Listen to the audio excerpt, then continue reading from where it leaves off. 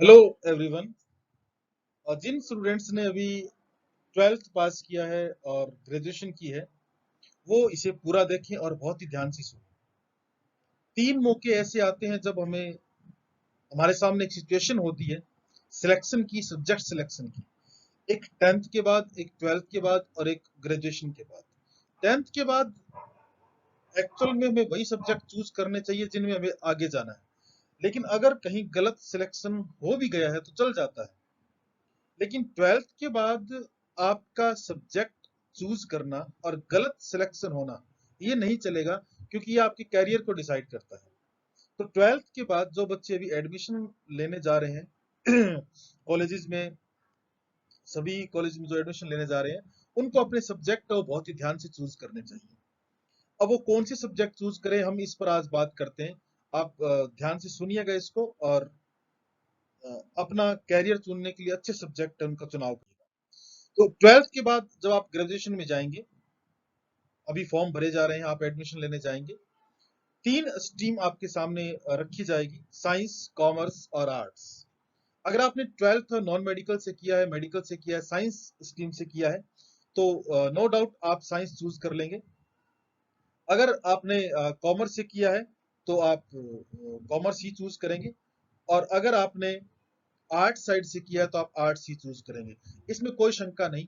लेकिन इसमें एक मैं आपको बता दूं, अगर आपने साइंस से किया है या कॉमर्स से किया है तो आप आर्ट्स में आ सकते हैं। लेकिन अगर आपने आर्ट्स से प्लस टू की है तो आप साइंस और कॉमर्स में नहीं जा सकते, तब आपके लिए ऑप्शन नहीं होंगे।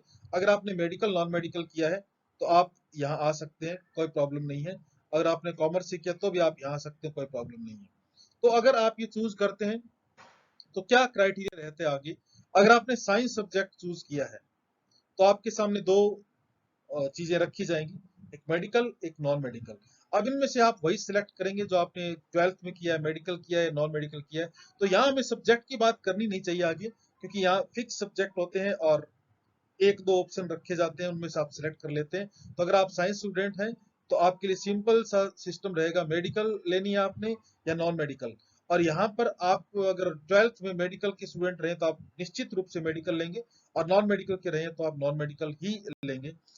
अगर आप कॉमर्स के स्टूडेंट रहे हैं प्लस टू में तो आप कॉमर्स सब्जेक्ट है उसको चूज करिएगा। आपने बीकॉम करनी है आगे, और बीकॉम में सारे सब्जेक्ट है वो फिक्स हैं, और कुछ एक जगह आपको ऑप्शन दिए जाएंगे जहां आपको सिलेक्शन करना पड़ेगा। आपका अकाउंट स्ट्रांग होना चाहिए, आपकी इकोनॉमिक्स है वो स्ट्रांग होनी चाहिए, आपका मैथमेटिक्स है वो स्ट्रांग होना चाहिए। ये चीजें आपकी स्ट्रांग होनी चाहिए। कॉमर्स का स्टूडेंट अगर आप बनने जा रहे हैं तो तीन चीजें आपकी स्ट्रांग होनी चाहिए बीकॉम करने के लिए। तो आप बीकॉम करते हैं, कॉमर्स करते हैं, बाकी सब्जेक्ट इसमें फिक्स रहते हैं। आपको कुछ ज्यादा यहाँ सोचना नहीं है, आपको सिर्फ इतना सोचना है कि आपको कॉमर्स चूज करना है या नहीं करना है। तो आप कॉमर्स आप तभी चूज करिएगा जब आप प्लस टू में बहुत अच्छे रहे हैं कॉमर्स में। और एक मैं आपको बता दूं, कॉमर्स से कभी भी किसी को अनएम्प्लॉयड नहीं रहने देता, ये बात आप खास करके ध्यान रखिएगा। अगर आपने बीकॉम चूज किया है, अगर आप बीकॉम चूज करने वाले हैं, ये आपको बेरोजगार नहीं रहने देगा। मैं ये नहीं कह रहा आपको गवर्नमेंट फर्म्स है उनमें नौकरी मिलेगी और गवर्नमेंट सर्विस आपको मिलेगी, लेकिन आपको प्राइवेट फर्म्स है या कहीं अकाउंटेंट का है और कुछ और है, तो आपको कहीं न कहीं ऐसा काम जरूर मिलेगा, आप अनएम्प्लॉयड नहीं रहेंगे। अब बात आती है आर्ट्स की। सबसे ज्यादा जो असमंजस में एक स्टूडेंट आता है वो आर्ट्स में आता है। आपने यहाँ बीए करना है, और उस बीए में आपने यूं ही नहीं करनी कि आपने बीए किया और हो गया, आपको यहाँ पर बहुत ज्यादा सोचना पड़ता है। एक्चुअल में होता क्या, स्टूडेंट्स यहाँ सोचते नहीं है, वो सिर्फ ये सोचते हैं बीए तो है हम कर लेंगे। ऐसा नहीं है। सबसे मुश्किल जो सिलेक्शन है वो यहाँ आर्ट्स में आता है, सबसे मुश्किल। अगर आप साइंस स्टूडेंट है आप बीएससी करेंगे, नॉन मेडिकल या मेडिकल। अगर आप कॉमर्स स्टूडेंट है आप बीकॉम करेंगे, और अगर आप आर्ट्स के हैं तो आप बीए करेंगे। लेकिन बीए यूं ही नहीं है, बीए के अंदर आपको बहुत सारा सिलेक्शन करना पड़ेगा, आपके सामने बहुत सारे सब्जेक्ट रखे जाते हैं। और मोस्ट ऑफ द यूनिवर्सिटीज हैं उनका एक क्राइटेरिया रहता है जिसमें दो चीजें फिक्स रहती है। एक जो लैंग्वेज है, हिंदी और इंग्लिश है, वो फिक्स रहती है।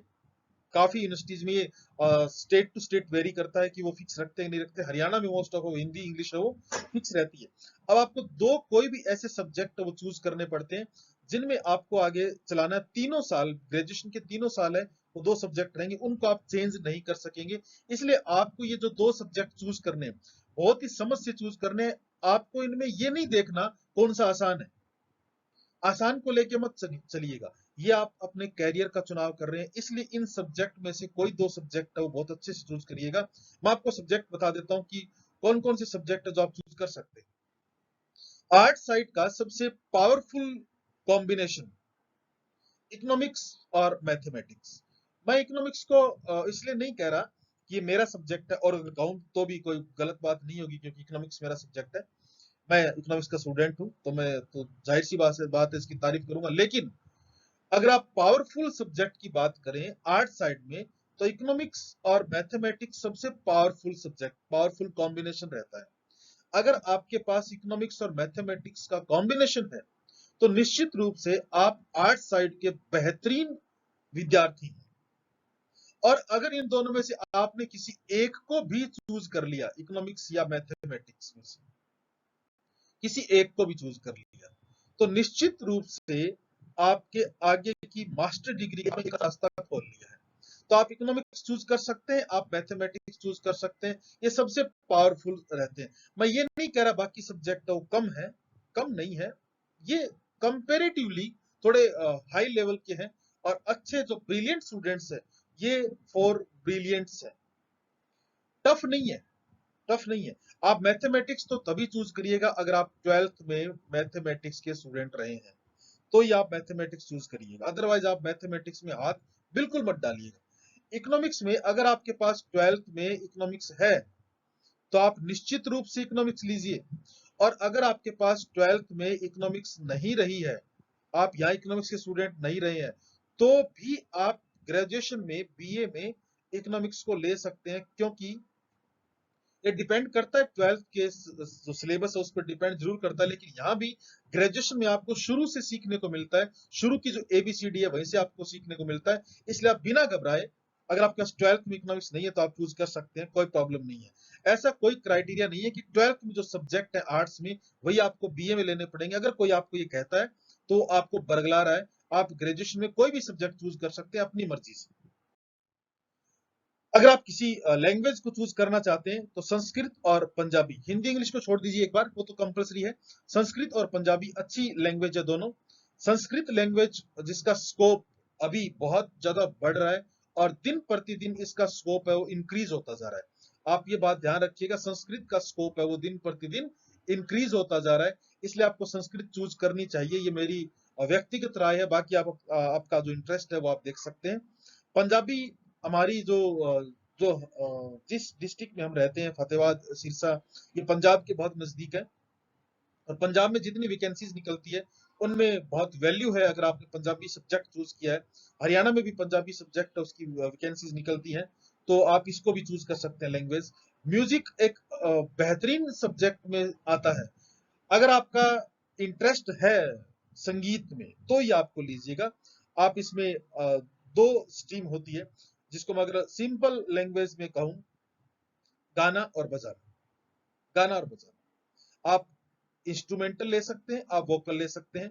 तो आप बजाना और गाना दोनों में से कोई सिलेक्ट कर सकते हैं, इंस्ट्रूमेंटल और वोकल दोनों में से। ये आप जब कंसर्न टीचर से मिलते हैं वो आपको राय दे देते हैं कौन सा सिलेक्ट करना चाहिए। इसको आप तभी लीजिए जब संगीत में आपकी बहुत अच्छी रुचि है, और आपको निश्चित रूप से माता सरस्वती ने कुछ ऐसा वरदान दे रखा है, आपके गले में कुछ ऐसी बात है कि आप अच्छा गा सकते हैं, या आपके हाथों में कुछ ऐसा हुनर है आप अच्छा बजा सकते हैं, तो आपको चूज कर लेना चाहिए। फाइन आर्ट्स आप चूज कर सकते हैं। फिजिकल एजुकेशन आपको, अगर आप स्पोर्ट्स में इंटरेस्टेड हैं, तो आपको फिजिकल एजुकेशन लेनी चाहिए। निश्चित रूप से आपको फिजिकल एजुकेशन ही लेनी चाहिए अगर आप स्पोर्ट्स में इंटरेस्टेड हैं। या फिर आप टीचिंग लाइन में जाना चाहते हैं कि आप फिजिकल एजुकेशन उसी में जाना, तो आपको फिजिकल टीचिंग के लिए तो सारे हैं, टीचिंग का तो हर सब्जेक्ट को आप टीचिंग के लिए रख सकते हैं। तो फिजिकल एजुकेशन स्पोर्ट्स मैन है उनके लिए ज्यादा बेहतर रहता है। हिस्ट्री और पॉलिटिकल, ये एक और कॉम्बिनेशन रहता है हिस्ट्री और पॉलिटिकल का। हिस्ट्री है अच्छा सब्जेक्ट है, कोई प्रॉब्लम नहीं है। जो हमारे ग्रामीण क्षेत्र है, मोस्टली जो कॉम्बिनेशन लेते हैं बच्चे, हिस्ट्री और पॉलिटिकल का कॉम्बिनेशन लेते हैं। तो हिस्ट्री और पॉलिटिकल साइंस दोनों अच्छे सब्जेक्ट हैं, लेकिन स्कोप के नजरिए से थोड़ा सा ठीक है सब्जेक्ट, प्रॉब्लम नहीं है। स्कोप भी ठीक ठीक है, मैं ये नहीं कहूंगा इनका स्कोप बहुत अच्छा है या बहुत खराब है। हिस्ट्री का स्कोप अच्छा है, पॉलिटिकल का स्कोप भी अच्छा है। अगर आप संविधान के बारे में, तो बहुत सारे ऐसे कॉम्पिटिटिव एग्जाम्स आते हैं। हाँ, ये जरूर बता दूं मैं आपको कि जितने कॉम्पिटिटिव एग्जाम्स होते हैं, उन कॉम्पिटिटिव एग्जाम्स में आप बिना हिस्ट्री पॉलिटिकल पढ़े अधूरापन सा महसूस करेंगे उनमें। तो कॉम्पिटिटिव एग्जाम्स के लिए आप हिस्ट्री पॉलिटिकल चूज कर सकते हैं। होम साइंस आप ले सकते हैं, अगर आप कुछ होम साइंस में अगर आपका इंटरेस्ट है तो आप होम साइंस सब्जेक्ट ले सकते हैं।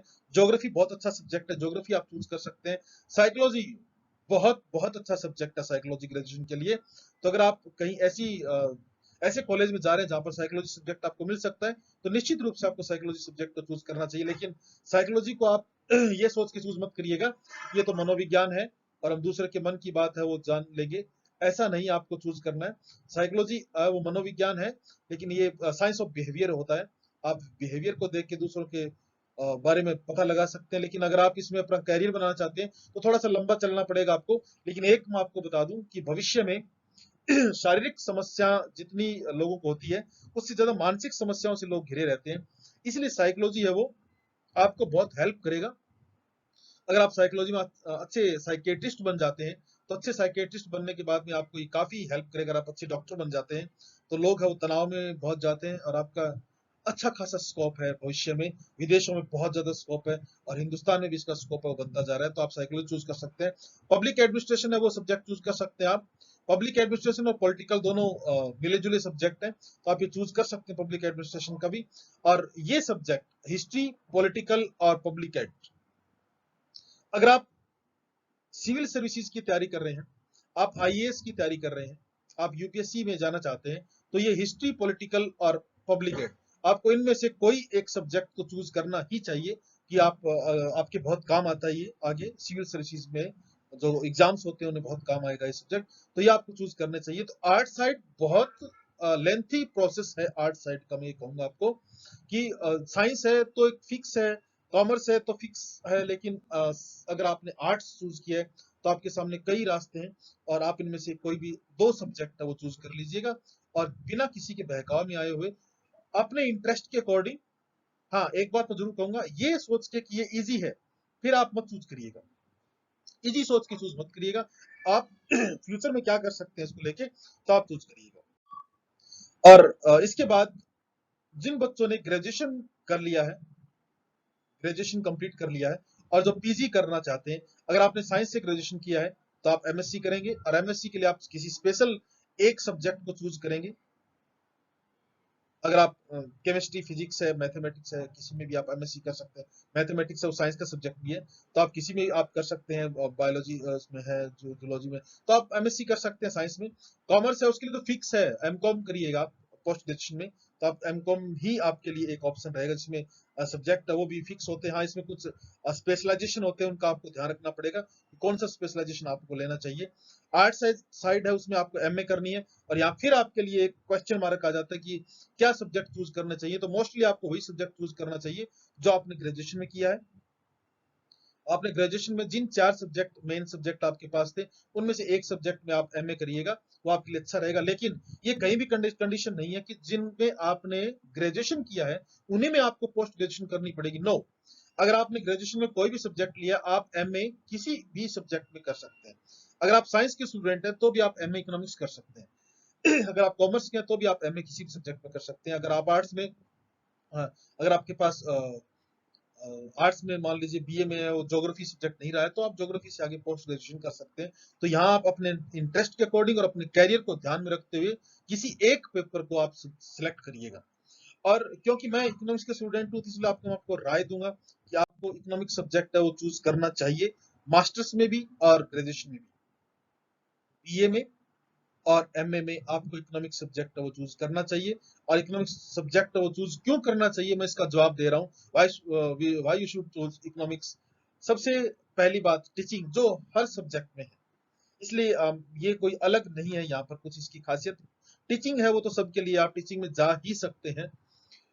दूसरी इसकी खासियत है जो बैंकिंग की है, आर्ट साइड में कोई और सब्जेक्ट आपकी हेल्प नहीं करेगा बैंकिंग सेक्टर में जाने के लिए इकोनॉमिक्स के अलावा। ये क्लियर सी बात है, अगर आप इकोनॉमिक्स सब्जेक्ट चूज करते हैं तो आपको बैंकिंग सेक्टर में जाने के लिए आपकी हेल्प करेगा। इसके अलावा कोई सब्जेक्ट और बैंकिंग सेक्टर में जाने के लिए आपकी हेल्प नहीं करेगा, लैंग्वेज को छोड़कर।